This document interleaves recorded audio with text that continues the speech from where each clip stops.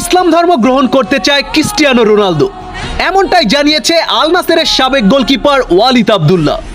নিউজটা প্রকাশিত হওয়ার পর থেকেই রোনালদোর মুসলিম ফ্যানদের মাঝে সুন্দর একটি প্রতিক্রিয়া সৃষ্টি হয়েছে। ইয়াল্লাহ, রোনালদোর একজন মুসলিম ফ্যান হিসেবে আমার চাওয়া, রোনালদোকে তুমি ইসলামের ছায়াতলে